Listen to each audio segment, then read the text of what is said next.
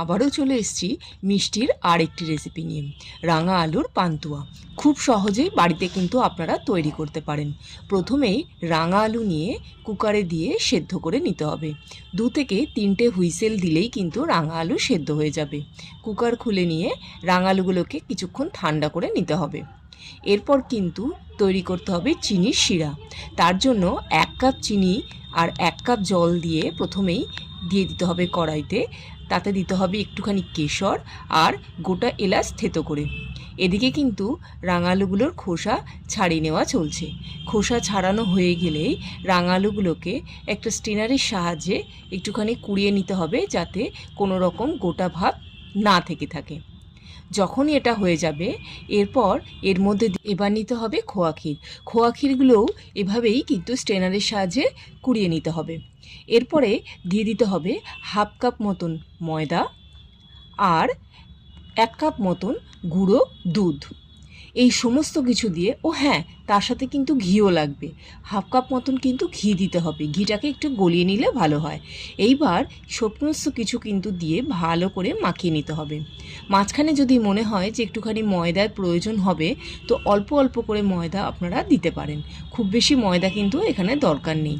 এইবার শেষে খানিক ঘি নিয়ে ভালো করে একটু মাখিয়ে নিয়ে রেখে দিতে হবে বেশ কিছুক্ষণের জন্য। যখনই এবার এটা একটা মণ্ডর মতো হয়ে যাবে, এবার তখনই হাতে ঘি মাখিয়ে নিয়ে গোল গোল করে লেচির মতন করে নিতে হবে, ঠিক এইভাবেই। এইবার সরাসরি এইগুলো তেলে ভেজে নিতে হবে। তেলটা কিন্তু এখানে খুব গরম করলে চলবে না। মোটামুটি তেলের টেম্পারেচারটা মিডিয়াম থাকলেই তখনই কিন্তু আমরা এই বলগুলো ছেড়ে দেবো। মোটামুটি আস্তে আস্তে করে উল্টে পাল্টে একেবারে লাল না হওয়া পর্যন্ত কিন্তু ভালো করে ভাজতে হবে। পুরো দিকগুলো যাতে একদম লাল হয়ে যায় সেই পর্যন্ত কিন্তু ভাজতেই হবে। এইবার যখনই দেখবেন যে একদম লাল হয়ে গেছে ভাজা, তখনই আমরা কিন্তু এবার তেল থেকে তুলে নিয়ে সরাসরি কিন্তু চিনির শিরায় দিয়ে দেব। দেখুন, এখানে কিন্তু আমার একভাবে পান্তুয়াগুলো কিন্তু লাল করে ভাজা হয়ে গেছে। এইবার চিনির শিরার মধ্যে কিন্তু দিতে থাকবো।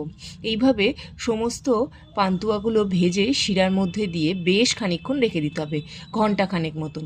তারপরেই দেখবেন কি দারুণ স্বাদের পান্তুয়া আপনি ঘরেই তৈরি করে নিতে পেরেছেন।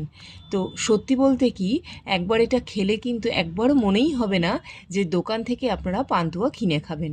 চলুন দেখে নিই কীরকম হলো দেখতে, আর খেতেও কীরকম হলো। দেখুন আপনাদের পছন্দ হলো কি না। সত্যি বলতে কি অসাধারণ হয়েছিল।